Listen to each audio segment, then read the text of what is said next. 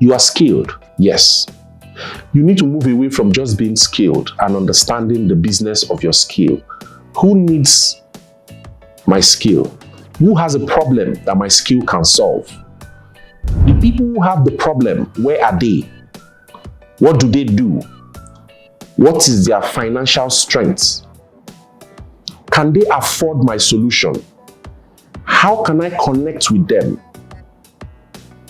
These are key basics of starting a business, building a structure around a skill. The first thing you must ask yourself is, what problem can that your skill solve? And then you identify who has the problem that your skill can solve. Next is, where do they spend their time? How can I locate them? And then you worry about their purchasing power, because their purchasing power is key to your own pricing. If you set a pricing that they cannot afford, they would only like your posts, they will only admire your ads. In some cases, they will screenshot it and leave it in their phones, but that is the best they can do. They cannot take action because they cannot afford it. They like it, they want it, they need it, but they cannot afford it. And so, if you understand their purchasing power, it helps in your pricing. You will set your pricing in a way that they can afford it. If that group is your target market, you set it that way. Once you have these parameters sorted out, you go into marketing. What is the best strategy to connect with the people that have need for my solution? You begin to talk about it. You talk about it, you show it, you teach it. Talk about it, show it, teach it. People want to be sure that you can do what you say you can. If you have testimonials, share them. If you have insights, share them. When people perceive you as an authority in a particular space where you drive conversations, they begin to recommend you. They begin to refer people to you. Sometimes the people who refer people to you have never even used your product or service. They may not have need for it, but they know somebody who knows another somebody who might need your product or service. And because every time you share content, you make sense to them.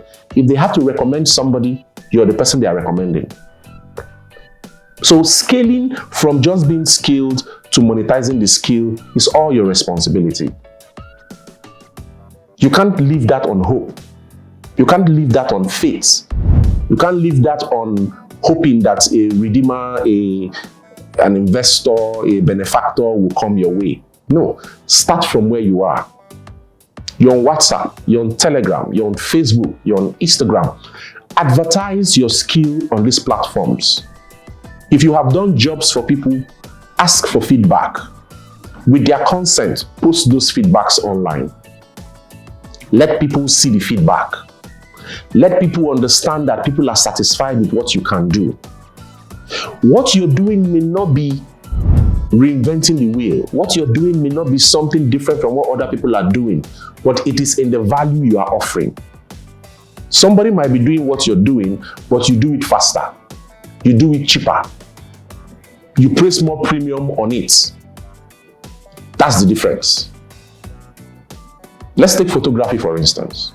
You have photographers that are into portraits. You have photographers that are into events. You have photographers that are into documentary. You have photographers that are into products. You have different kinds of photographers, but they are all photographers. So if you need to segment. If you need to specialize. Even in the portrait photography, you have people in different variations of portrait photography. You have people who are into black and white portraits. That's the only thing they do. All the pictures are black and white. Pick your space. Show capacity in that space. Let people know why you are the best in that space. Let people know why they should patronize you in that space. Remember, people are paying for value.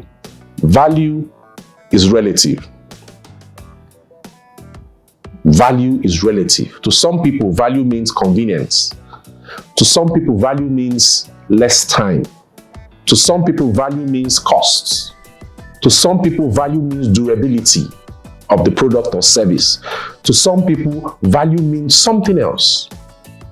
When you understand the market you're in, you understand the problems you want to fix, you mirror what your competitions are doing, you set your own value.